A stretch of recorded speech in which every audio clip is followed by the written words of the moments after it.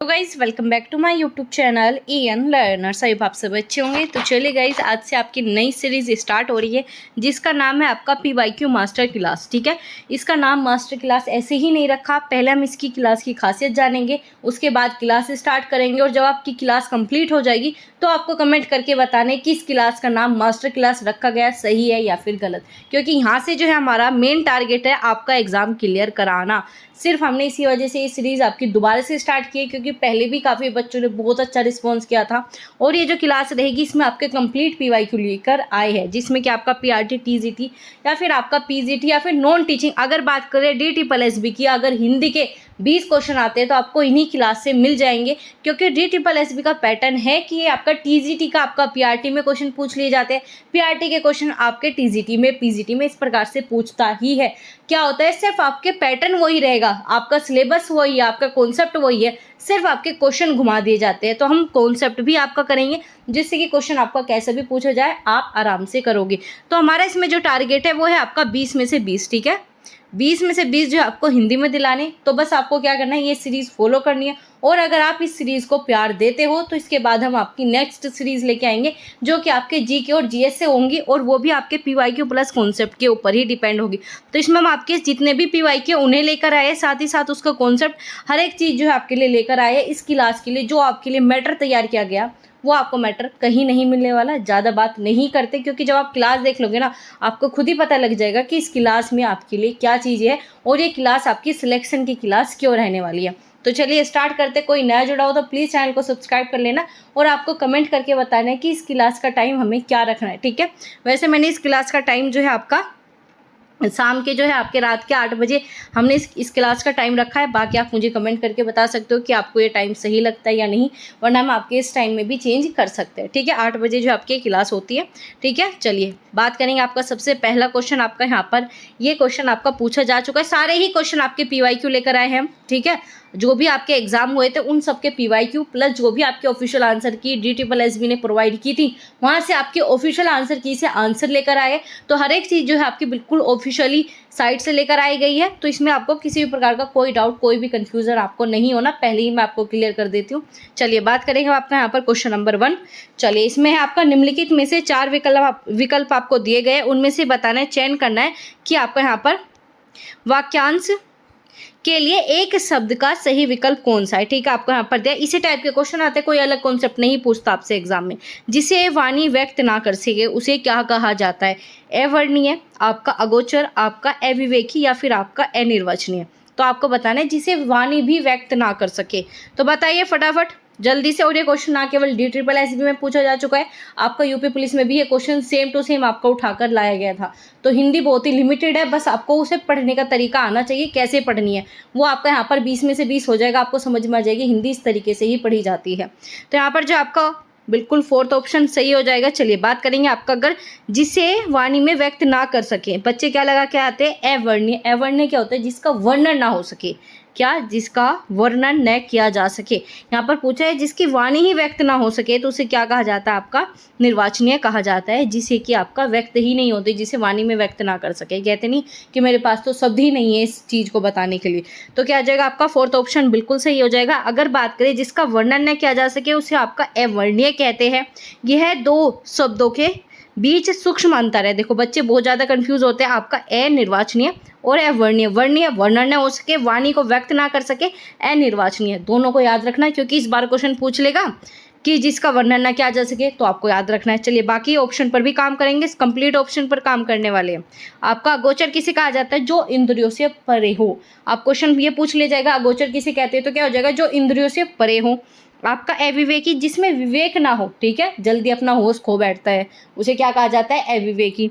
आगे बात करेंगे अवर्णीय, जिसका वर्णन न किया जा सके। तो चारों ही ऑप्शन आपको समझ में आए। ऑप्शन पर भी आपको काम करना है तो ही सिलेक्शन होगा।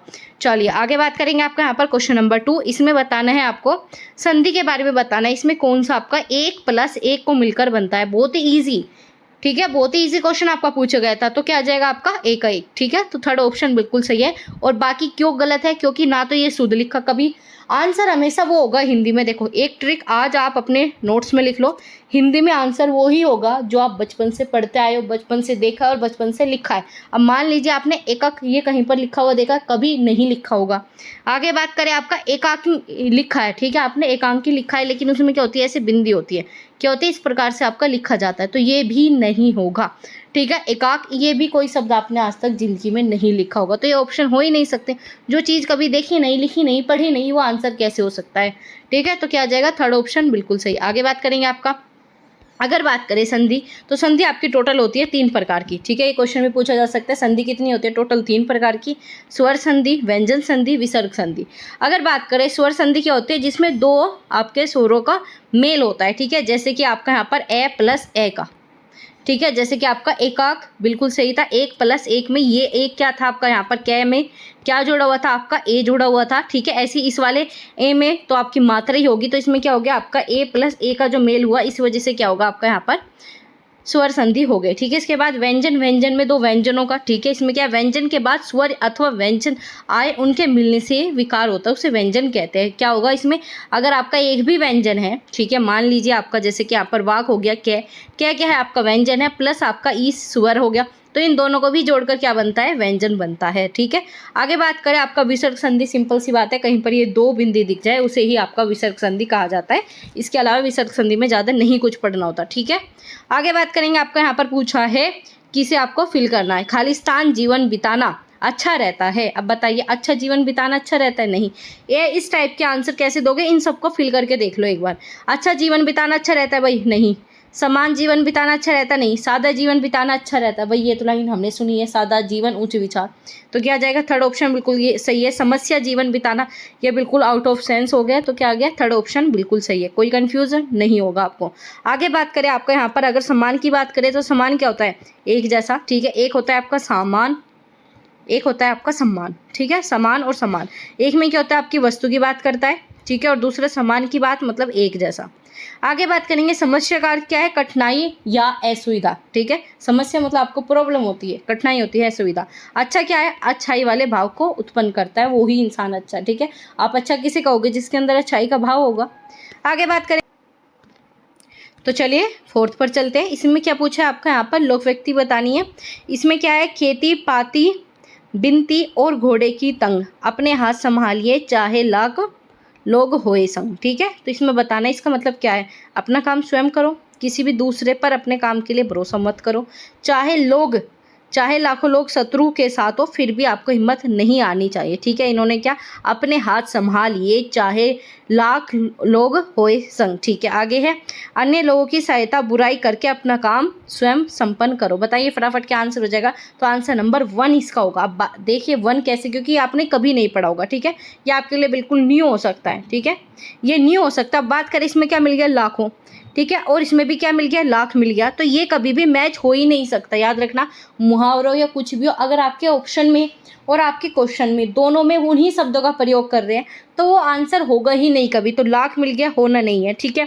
आगे बात करें, ये बिल्कुल आउट ऑफ सेंस कि अपना काम संपन्न करो, बुराई करो, इससे कोई, ये भी अलग है, ठीक है।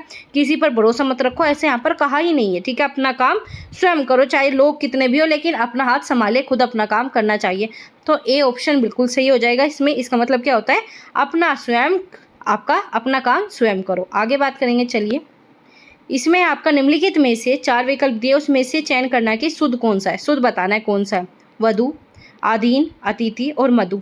ये 4 ऑप्शन आपको दिख रहे हैं ना, ये कोई भी एग्जाम आप ले रहे हो, उसमें शुद्ध अशुद्ध में ये ही घुमा फिरा कर ये ही पूछे जाते हैं, चाहे कोई भी एग्जाम हो आपका। तो इसमें बात करें, वधु बिल्कुल गलत लिखा है, आधीन बिल्कुल गलत लिखा है, अतिथि आपका यहाँ पर सही है, अतिथि क्या है आपका शुद्ध, और इन्होंने क्या कहा था, शुद्ध आपसे पूछा है, तो क्या आ जाएगा, थर्ड। चलिए बाकी को देखते हैं कौन सा किस तरीके से लिखा जाता है। अगर बात करें आपका वधु, वधु में हमेशा क्या आएगी, बड़ी ऊ की मात्रा आएगी, क्या आएगी आपकी, बड़े ऊ की मात्रा आपके यहाँ पर आ जाएगी। आगे बात करें अधीन, अधीन में आ नहीं आता, ठीक है, अधीन में आ नहीं आता, क्या आता है, अधीन। बच्चे क्या करते हैं, इसमें छोटे ई की मात्रा लगा देते हैं। छोटे ई की मात्रा नहीं होती, अधीन लिखा तो ऐसे ही जाता है, लेकिन अधीन होता है, ठीक है, आधीन नहीं होता, अधीन, ठीक है। आगे बात करेंगे मधु। मधु में क्या आ जाएगी, आपकी छोटे ऊ की मात्रा आ जाएगी। बहुत ज़्यादा कन्फ्यूजन होता है, याद रखना, आपका वधु में बड़ी ऊ की मात्रा और मधु में छोटे ऊ की मात्रा। बात करें वधु का मतलब क्या होता है, दुल्हन। अधीन का मतलब आपका आश्रित होना, और मधु का मतलब शहद होना, मीठा होना, ठीक है। मीनिंग भी समझ में आया। चलिए आगे बात करेंगे। पूछा है काश आज का मैच हम जीत जाए। इन्होंने क्या कहा, काश आज का मैच हम जीत जाए। इसके ऊपर मैंने आपकी एक क्लास कराई है, 15-20 मिनट की होगी, ठीक है। अगर आप उसे देख ले तो ये जितने भी ऑप्शन है ना, आपको कभी भी इनमें कोई भी गड़बड़ आपकी नहीं होगी। डिटेल में समझाया, 15-20 मिनट की क्लास है। आप कहोगे तो आपको अगली क्लास में बता दूँगी कैसे आपको क्लासेस मिलेगी, फ्री ऑफ कॉस्ट है, और पूरा कंप्लीट कॉन्सेप्ट मैंने कराया है, जो मेन आपके चैप्टर है। तो ये आपका वहाँ से बिल्कुल क्लियर हो जाएगा। तो इसमें बताना है फटाफट क्या हो जाएगा, आपका सेकंड ऑप्शन बिल्कुल सही हो जाएगा। अगर बात करें हम काश, काश क्या आपका संभावना बता रहे हैं, बस सीधा यहीं से काम होना था, ठीक है। सामान्य, संगिद्ध, आपका आसन, भूतकाल, आपका संभव, ठीक है। यहाँ पर क्या है, आपका संभाव्य भविष्य। क्यों, एक तो आपका जीत जाएंगे, एक तो फ्यूचर की बात हो रही है, दूसरा काश, काश आती संभावना व्यक्त करने लगते हैं, ठीक है। एक बार वो क्लास देखने तो आपका ये बिल्कुल क्वेश्चन क्लियर होगा, और इस टाइप का एक क्वेश्चन आता है, ठीक है। अगर बात करें हम आपका काल के टोटल कितने प्रकार होते हैं, 3, ठीक है। भूत, वर्तमान, भविष्य। आपको सभी को पता है भूत क्या है। भूत वह है जिसे हम पीछे छोड़ गए, जो आपका हो गया। अब वर्तमान क्या है, आप ये क्लासेस ले रहे हो, वर्तमान है। भविष्य क्या होगा, आपने क्लासेस कर ली है, ठीक है, कर चुके हो। ये क्या हो गया, आपका आने वाला है, ठीक है। आप कल की क्लास करोगे, इस प्रकार से देखो, ठीक है। भूतकाल क्या है, जो चला गया। वर्तमान जो चल रहा है। भविष्य जो आपका आएगा। आगे बात करें अगर हम आपका संभावने, संभावने का ऊपर जहाँ पर आपकी क्रिया, जहाँ क्रिया के आने के समय में होने वाली संभावना को व्यक्त करे, तो हो जाएगा आपका संभाव्य भविष्य, ठीक है। प्लस आपका क्या होना चाहिए, इसमें आपका भविष्य होना ही चाहिए, ठीक है। फ्यूचर की बात करेंगे।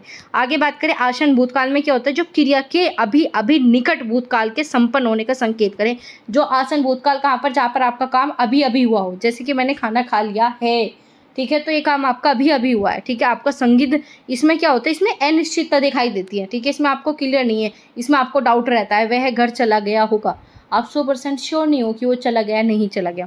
आगे बात करेंगे सामान्य भूतकाल, ठीक है। सामान्य वर्तमान काल, ये बिल्कुल आपका प्रेजेंट इंडेफिनिट होता है, जो आप बचपन से पढ़ते आए हो, ठीक है। चलिए आगे बात करेंगे आपका क्वेश्चन नंबर 7। अब धूप होने लगी है। इसमें पूछा आपका कौन सा, आपका यहाँ पर क्या दिए है, वाक्य के पक्ष के भेद बताए, ठीक है। अब वाक्य के पक्ष भी होते हैं भाई, ये तो हम कभी पढ़ते नहीं है। तो जब आप ऑप्शन पे काम कर लोगे, जब पीवाईक्यू पे काम कर लोगे ना, तो आपको पढ़ने की जरूरत नहीं है। साथ में कॉपी पेन लेकर बैठ जाना, क्योंकि चारों का मीनिंग बताऊंगी, तो आप इन्हें लिख लेना। क्योंकि इस बार अगर आपको ये पूछा तो अगली बार ये पूछेगा, ये पूछेगा। कोई नई चीज़ें नहीं ला सकता, ठीक है। जीके करंट अफेयर्स में नई चीज़ आ सकती है, लेकिन इसमें नई चीज़ें कहाँ से लाएगा। हिंदी तो आपकी वो ही चली आएगी, क्वेश्चन नहीं फ्रेम कर सकता है, लेकिन कॉन्सेप्ट आपके वो ही है, लिमिटेड है, हिंदी लिमिटेड है, मैं ये कहती हूँ आपको। आगे बात करेंगे आपका यहाँ पर अब धूप होने लगी, तो बताइए कौन सा आपका इसमें हो जाएगा। तो 4th बिल्कुल सही है ऑप्शन। क्यों, क्योंकि यहाँ पर कार्य स्टार्ट हुआ है।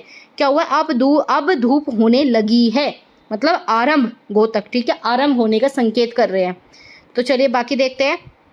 अगर बात करें इस पक्ष में क्या हो जाएगा, आपका आरंभ गोतक, इसमें क्रिया के आरंभ होने की स्थिति बताई गई है। आगे बात करें आपका आवर्ती, आवर्ती मूलक किसे कहते हैं, ये किसी को समझ में नहीं आता, चलिए इसे समझते हैं। इससे उसी क्रिया का बार बार होते रहने का बोध किया जाता है। देखो, आवर्ती मूलक मतलब आपका यूनिवर्सल ट्रुथ, जो कि आपका होता ही रहता है। जैसे पृथ्वी सूर्य का चक्कर लगाती है, ठीक है, चंद्रमा जो है आकाश में निकलता है, सूर्य जो है पूर्व में निकलता है। तो ये सब क्या है, आपके ऐसी क्रिया है जो कि आपकी होती ही रहेगी, आप इसे चेंज नहीं कर सकते। सूर्य पूर्व से ही निकलता रहेगा, ठीक है। पृथ्वी सूर्य का ही चक्कर लगाएगी, ऐसा तो है नहीं चंद्रमा का लगाने लग जाए। तो ये क्या है, आपका आवर्ती मूलक, जो क्रिया बार बार होती है सेम अपने कंडीशन पर। आगे बात करेंगे आपका प्रगति घोतक। इसमें क्या होता है, इसमें क्रिया की निरंतर प्रगति पर होती है। मतलब इसमें क्या होगा, जो आपकी क्रिया है वो चलती रहेगी, ठीक है, और उसमें प्रगति देखने को मिलेगी। जैसे भीड़ बढ़ती जा रही है, भारत की जनसंख्या बढ़ रही है, तो ये क्या है, आपका जो क्रिया है वो निरंतर चल रही है प्रगति की ओर, मतलब बढ़ती जा रही है।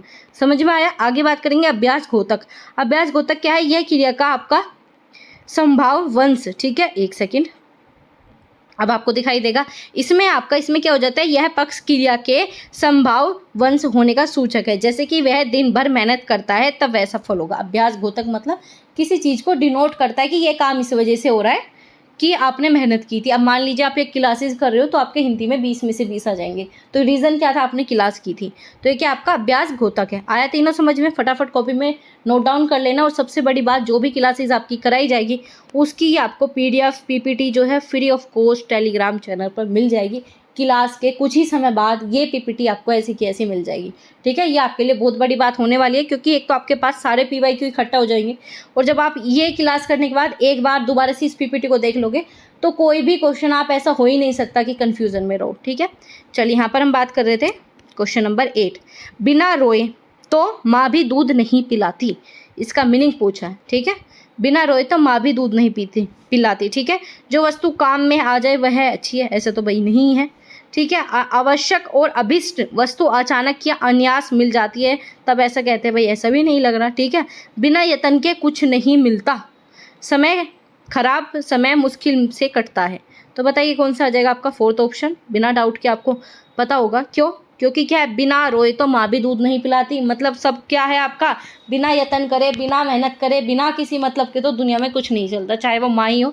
तो बिना रोए तो माँ भी दूध नहीं पिलाएगी। जब तक आप बच्चा छोटा रोना स्टार्ट नहीं करता तो माँ को भी नहीं पता लगता। तो बिना यत्न करे, बिना प्रयत्न करे, बिना अभ्यास करे ना तो पेपर सफल होगा, ठीक है। यही चीज़ आपको यहाँ पर देखने को मिलेगी। तो आगे बात करें आपका यहाँ पर, तो यत्न माने आपका प्रयास, कोशिश, मतलब बिना कोशिश के कुछ भी आपको नहीं मिलने वाला, बिना क्लास के हिंदी में नंबर नहीं आने वाले, ठीक है। आगे बात करें आपका, बीमार की रात पहाड़ बराबर, ठीक है। अगर हम पूछे खराब, इसका मतलब क्या था, जो आपके यहाँ पर बाकी ऑप्शन थे। चलिए इनके मुहावरे को देखते हैं। इसमें क्या है, बीमार की रात पहाड़ बराबर, इसका मतलब क्या है, खराब समय मुश्किल से कटता है। एक तो बीमार हो, ठीक है, जब आपको बुखार होता है तो आपका दिन रात आराम से कटते भी नहीं है। तो यही मतलब है आपका अंधा क्या जाने दो आंखें, ठीक है। अंधा क्या जाने दो आंखें मतलब आवश्यक और आपकी ऐसी वस्तुएं जो कि आपको ऐसे ही मिल जाती है, ठीक है, तब ऐसा कहा जाता है, ठीक है। आगे बात करें, बिंद गया सो मोती रह गया सो सीप, ठीक है। तो इसका मतलब क्या है, जो वस्तु काम में आ जाए वही अच्छी, ठीक है। चलिए आगे बात करेंगे। इसमें से पूछा है, निम्नलिखित प्रश्नों में से 4 विकल्प दिए हैं, इसमें से चयन करना है, सही विराम चिन्ह युक्त किए गए हैं, ठीक है। विराम चिन्हों के ऊपर काम करना है। अब फिर से मैं आपको कहूँगी, मैंने 26 विराम चिन्ह कराए हैं आपके, 26 के 26 आपको एक बार देख लेने हैं। विराम चिन्ह से भी क्वेश्चन उस क्लास से तो बाहर नहीं आने वाला, मैं गारंटी दे के आपको ये चीज़ बता रही हूँ, ठीक है। तो बस आपको जाकर प्लेलिस्ट चेक करनी है, उसमें से कुल आपको 10 से 15 क्लासेज मिलेगी पूरे कंप्लीट कॉन्सेप्ट की। वो देख लोगे तो जो कॉन्सेप्ट मैंने आपका कराया है उससे तो बाहर आपका कोई क्वेश्चन नहीं जाएगा, ठीक है। तो आगे बात करेंगे, इसमें क्या बताना है, कौन सा सही है, क्या वह क्या पढ़ता है, क्या लिखता है, ये तो सारे एक साथ जोड़ दे तो इसमें तो कोई आपका विराम चिन्ह का प्रयोग ही नहीं हो रहा, ये तो गलत हो जाएगा। वह क्या पढ़ता है, ये ठीक लग रहा है। क्या लिखता है, क्या याद करता है, वह मुझसे क्यों पूछ रहे हो, भाई ये भी गलत है, क्योंकि क्वेश्चन मार्क आना चाहिए, सारे आपके प्रश्नवाचक शब्द थे। आगे बात करेंगे, इसमें भी आपका यहाँ पर क्वेश्चन मार्क नहीं है, ये भी गलत है, तीनों ही गलत है। बस सीधा देखना था क्या थे क्वेश्चन आपके, प्रश्नवाचक थे, क्या वह पढ़ता है, क्या लिखता है, क्या याद करता है, ये है मुझसे क्यों पूछ रहे हो, तो क्या जाएगा आपका प्रश्नवाचक चिन्ह आ जाएगा, क्वेश्चन मार्क आपका जाएगा फोर्थ ऑप्शन, बिल्कुल सही है। चलिए अगर बात करें आपका यहाँ पर, तो इसमें क्या था आपका, इस विकल्प में आपका विराम चिन्हों का प्रयोग था, जो कथन दिया गया उसके अकॉर्डिंग आपको यहाँ पर मैच करना था। एक तो क्या था आपके, ये बार बार सेंटेंस सेम सेंटेंस थे तो इसमें कोमा लगना था, ठीक है। तो चलिए जान लेते हैं एक बार आपका विराम चिन्ह। एक तो आपको चिन्हों का भी याद होना चाहिए, नाम क्या है प्लस उसे किस प्रकार से डिनोट किया जाता है। जैसे विराम चिन्ह को इस प्रकार से, अल्प विराम को इस प्रकार से, जिसे आप इंग्लिश में कॉमा कहते हो, प्रश्नवाचक क्वेश्चन वर्ड को आपको इस प्रकार से। तो इनका मीनिंग भी आपको पता होना चाहिए और आपका साइन क्या है ये भी। तो अगर बात करें, पूर्ण विराम कहाँ पर आएगा, जहाँ पर आपका, ठीक है, इस चिन्ह का प्रयोग प्रश्नवाचक और आपका विषम्यवाचक शब्दों को छोड़कर प्राय सभी प्रकार के वाक्यों में अंत में होता है, जहाँ पर आपका सेंटेंस कंप्लीट हो जाता है, ठीक है। जैसे कि माली पौधों की देखभाल करता है, तो ये कंप्लीट हो गया, इस वजह से हमने पूर्ण विराम लगा दिया। अल्प विराम कहाँ पर लगता है, जहाँ पर पूरा सेंटेंस न होकर आधा सेंटेंस जहाँ पर होता है वहाँ पर हम आपका अल्प विराम का प्रयोग करते हैं, मतलब अर्ध विराम में कम समय तक रुकने के लिए, ठीक है।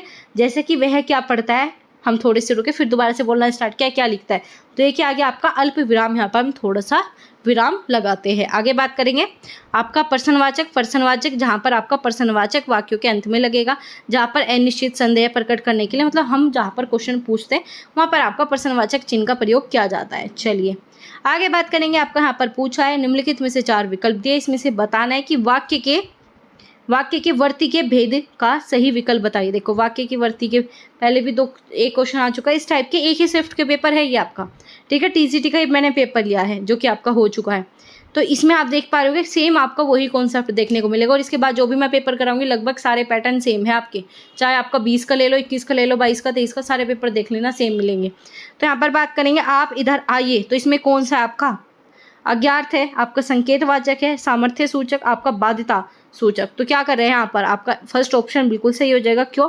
क्योंकि यहाँ पर आपका अज्ञार्थ, ठीक है। आज्ञा, आप इधर आइए, तो क्या कर रहे हैं, एक तरह से आपकी आज्ञा के ऊपर बात हो रही है, ठीक है। संकेत की बात नहीं है, सामर्थ्य की बात नहीं है, आपका बाध्यता की भी बात नहीं है। चलिए बात करेंगे ऑप्शन पर। आप इधर आइए, इसमें कौन सा हो जाएगा आपका अज्ञार्थ, क्योंकि इसमें अनुमति, आज्ञा लेने देने के भाव जो है प्रकट हो रहे हैं, इसी वजह से अज्ञार्थ वाक्य कहा जाता है। जैसे कि आज्ञा लेना, प्रार्थना करना, उपदेश देना आदि भाव निहित होते हैं, तो आपका अज्ञार्थ वाक्य कहलाया जाता है। आगे बात करें आपका संकेतवाचक किसे कहा जाता है, जिस क्रिया में, ठीक है, जिस क्रिया के रूप में एक काम होना दूसरे कार्य पर निर्भर हो जाए, संकेतार्थ कहा जाता है। जैसे कि मैंने बताया क्लास देखोगे तो पेपर आपका पास हो जाएगा, वही काम आपका संकेतवाचक में एक चीज़ जो है दूसरे के ऊपर डिपेंड है, अगर आप परिश्रम करोगे तो आप कल जो है सफल हो जाओगे, आज सफल हो जाओगे, ये सारी चीज़ें, ठीक है। आगे बात करेंगे सामर्थ्य सूचक क्या होता है, चलिए देखते हैं। वे वाक्य जिनमें क्रिया द्वारा कार्य करने की क्षमता, शक्ति का बोध होता है, सामर्थ्य सूचक वाक्य कहलाता है। तो इसमें क्या आ जाएगा आपका, राधिका 2 घंटे लगातार बोल सकती है, क्या है, सामर्थ्य बता रहे हैं, ठीक है। मैं आपको 2 घंटे लगातार पढ़ा सकती हूँ, आप 2 घंटे खुद से पढ़ सकते हो, आप 4 घंटे क्लास कर सकते हो, ये क्या आपके सामर्थ्य को बता रहे हैं। तो सामर्थ्य सूचक जिसमें आपके सामर्थ्य, शक्ति, बल, इन सब चीज़ों की बात हो। आगे बात करेंगे आपका बाध्यता सूचक। बाध्यता सूचक के कर्ता पर बाह्य परिस्थितियों पर दबाव पड़ता है, मतलब बाध्यता मतलब जब आपको किसी चीज़ के लिए बाध्य बना लिया जाए, ठीक है। जैसे कि आपको पढ़ना ही होगा, ठीक है, यहाँ पर आप बाध्य हो गए, क्यों पढ़ना होगा, नहीं पढ़ोगे सिलेक्शन नहीं होगा, ठीक है, नौकरी नहीं लगेगी। तो ये कि आपकी बाध्यता को बता रहे हैं। बाध्यता मतलब जहाँ पर आपकी बाह्य परिस्थिति पर दबाव बनता है, ठीक है, आप चाहो या ना चाहो आपको काम करना होगा। जैसे कि सुरेश को रात में दिल्ली जाना ही होगा, कोई इमरजेंसी वाली कंडीशन आ गई तो सुरेश को तो दिल्ली जाना ही होगा। आई बात समझ में, तीनों चारों समझ में आ गया आपको। चलिए आगे बात करेंगे। आपके हमने पूरे 10 क्वेश्चन आज कंप्लीट कर लिए, कल हम आपके 15 क्वेश्चन लेके आएंगे इसी प्रकार से। आज आपके 10 क्वेश्चन थे क्योंकि आपका एक इंट्रोडक्शन क्लास भी थी और इसी प्रकार से आपको बताना था किस प्रकार से हम आगे की सीरीज कंप्लीट करेंगे। बस आपको क्या करना, शेयर करना अपने सभी दोस्तों के साथ, सपोर्ट करके दिखाना है, तो आपकी ये सीरीज कंटिन्यू की जाएगी। साथ ही साथ आपकी अदर भी कोई हम सब्जेक्ट की सीरीज लेकर आ सकते हैं, जैसे कि आपका जीके जीएस हो गया, जिसमें बच्चों के नंबर बनते ही नहीं हैं, और जो क्लास करोगे इससे आपकी जो स्पीड है और आपका टाइमिंग, इस पर हम बहुत ज़्यादा फोकस करेंगे और आपके 18-19 क्वेश्चन सही ही होंगे, ठीक है। इससे पहले मैंने एक सीरीज़ कंप्लीट कराई, आप उसे भी देख सकते हो, प्लेलिस्ट जरूर चेक कर लेना, बहुत ही अच्छी अच्छी चीज़ें आपको मिल जाएगी। चलिए मिलेंगे आपसे अगली क्लास में। टाइम बता देना क्या आपका टाइम रखना है। पीडीएफ के लिए टेलीग्राम चैनल ज्वाइन कर लेना और व्हाट्सअप चैनल पर जो है आपकी वैकेंसी के रिलेटेड जो भी आपकी वैकेंसीज होती है टेलीग्राम चैनल पर और आपके व्हाट्सअप चैनल दोनों पर ही अपडेट दे दी जाती है। पीडीएफ जो है आपको टेलीग्राम चैनल पर मिलती है और सारी अपडेट जो है व्हाट्सअप चैनल पर मिलती है, जितनी भी वैकेंसीज आती हैं, तो दोनों को ज्वाइन कर लेना। लिंक चैनल के अबाउट सेक्शन में मिल जाएगा। तो चलिए मिलेंगे आपसे अगली क्लास में ऐसे ही इंपॉर्टेंट क्वेश्चन प्लस कॉन्सेप्ट के साथ। तो क्लास कैसी लगी कमेंट बॉक्स में बताना ना भूलिए। तब तक अपना ध्यान रखिए।